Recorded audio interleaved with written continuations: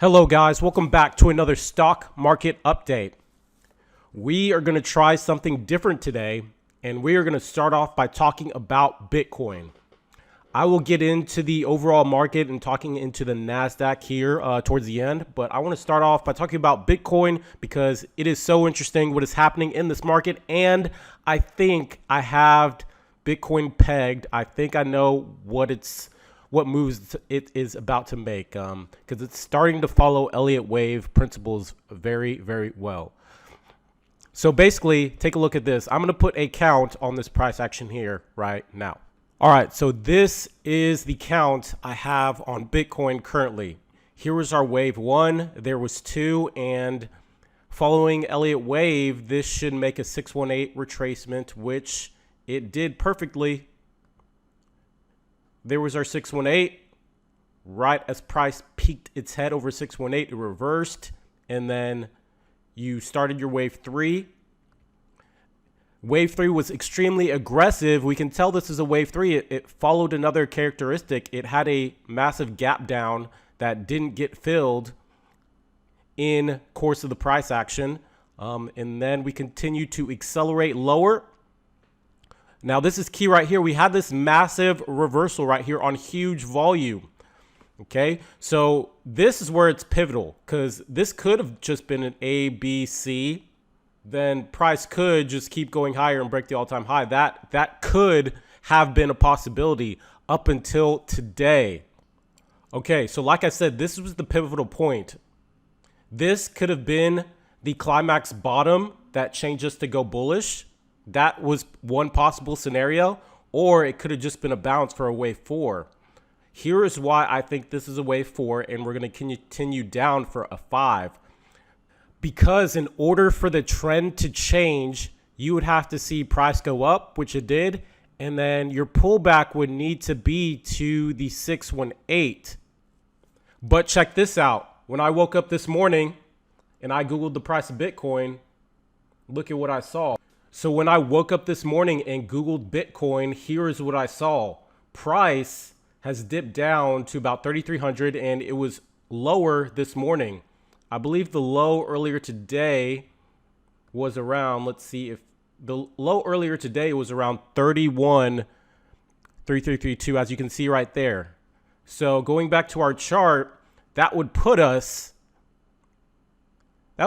all the way.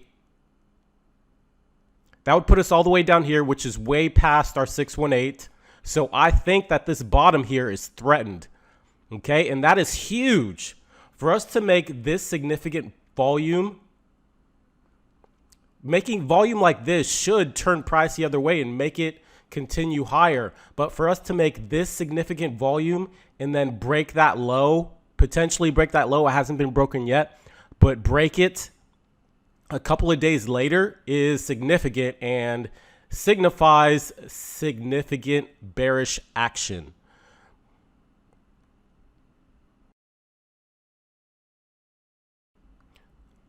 Also, another reason why I think this was a wave four is a 382 retracement of wave three. And if I put the fib on here, you can see that price retraced to the 382. So again, another perfect fib level touch, very bearish action going below the 618 here. So yeah, that is why I think we are headed lower.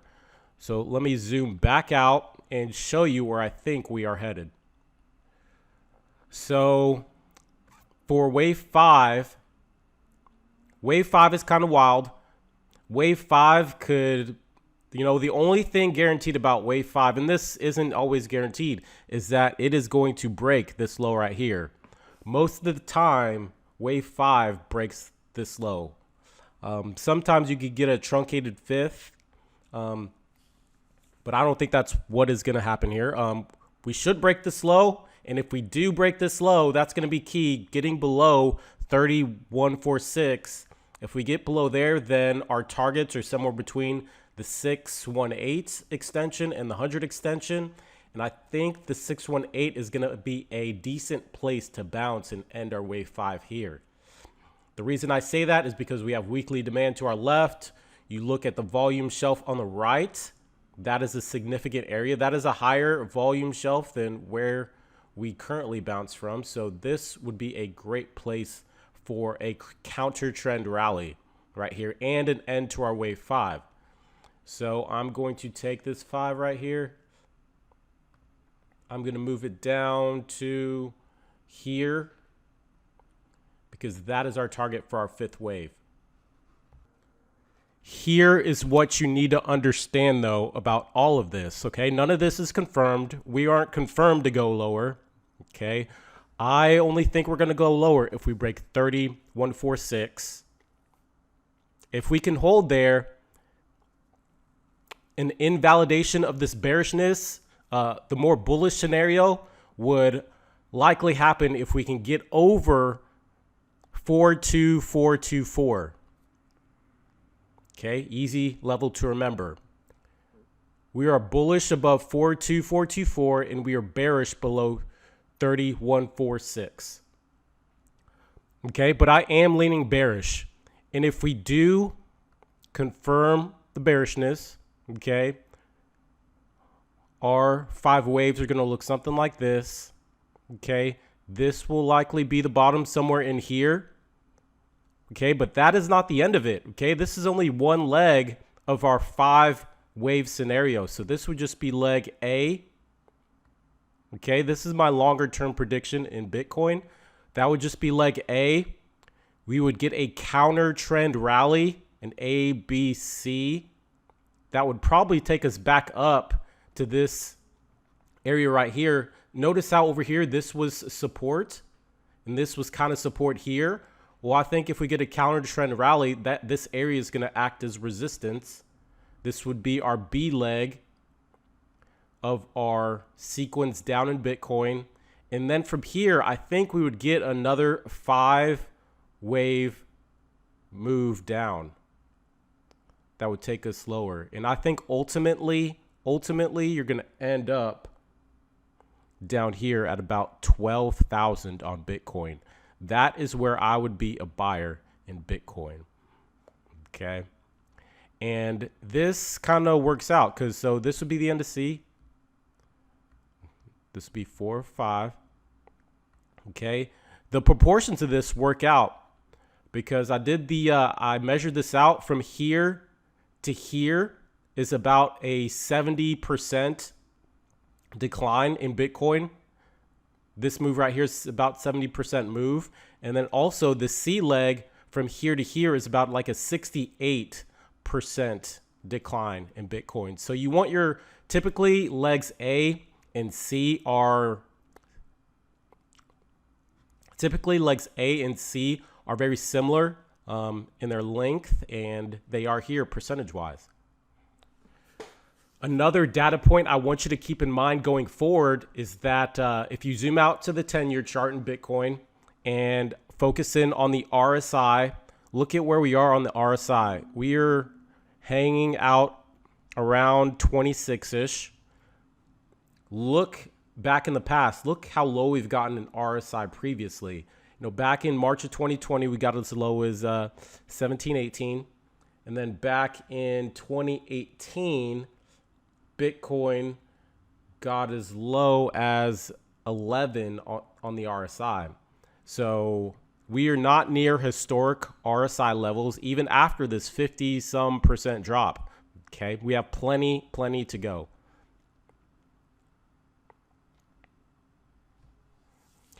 Now, here's the deal. There is an opportunity, okay? There is a huge opportunity knowing that Bitcoin is going to head lower if it breaks this low right here. I want you to look. Let's look at the high right here in Bitcoin.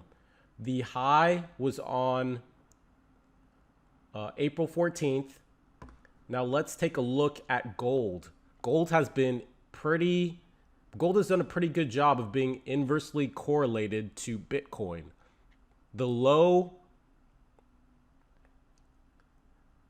real trend change in gold took place around April 14th. Yeah, it made a low here, but this double bottom is not very confident. Doesn't give you much confidence in the bullishness of gold really the real trend, the true trend change happened here when you made a lower high, and then it just continued to proceed higher over here. Okay, so the money from Bitcoin looks like it's switching over into gold. Even if you look more recently, the past 6 or so days, I mean, gold has gone up in a straight line. This started on May 13th is when gold really started to take off and started to break out of this downtrend line. Let's look at what Bitcoin did starting on May 13th. If we go to May 13th here on Bitcoin, that is when we really started to accelerate lower in Bitcoin. So Bitcoin accelerates lower while gold breaks out of this huge downtrend. I mean, that's a pretty obvious and significant inverse correlation. So this seems to be where the money from Bitcoin is going to. And if we break this low here, that is just going to send more money flowing into gold and create another opportunity. So that might be something you want to take a look at. I currently have a small position in gold, so we'll see what happens with that. All right, on to the NASDAQ, our baby. On Tuesday, I talked about making a higher low and then coming higher to reverse trend and then break this downtrend line, which is what we did. The market made it kind of dramatic. We barely held this low and made a higher low, but we did make a huge comeback, and then we went and attacked this downtrend line. We have not broken it yet. In order for this to break out, we need to see price hang on here and then pop over that downtrend line. Okay, I want you to pay attention to this right here also. It might have been when you saw the market drop on Friday, you might have gotten a little panicked, but really you need to concentrate in those moments on looking to the left and paying attention to price action. I want you to focus in right here in this box area. Okay, over here on the left, notice how price was supported by this area right here. We came down, we broke that support level. It became resistance once, twice, 3 times. And then on Thursday, we came through and broke it. Now, here is the rule you have to remember if you're a new trader, okay, is that prior support becomes new resistance and vice versa. This area was support, then it's resistance. Now it's working on being support again. All right, so the bullish scenario is we need this area to hold. If we slip back below this level, yeah, we could pop up through it again, but it gives the bulls a little less confidence. If we do break below this level, I would look next for a bounce down here. Let me go to the Qs. It's easier to quote the prices on the Qs. So if we break this level, we want to look for support at this overnight consolidation level at around 322 next for support. Then after that, or below that, we need this double bottom to hold. If that double bottom does not hold, then the market, or at least the NASDAQ, will go significantly lower. But those are the two areas below we're watching. And then to the bullish side, we're just watching this downtrend. We want to see this downtrend break, and we want to see significant follow through on that break. Okay, so that is what we will be watching for this week. But thank you guys so much for watching. Make sure you like, subscribe, leave comments on the video if you have any questions or any comments you want to say. And also, please share this video with your friends. My goal is to make it to 1,000 subscribers. So please help me out. Share this video with your friends. And that is it for this week.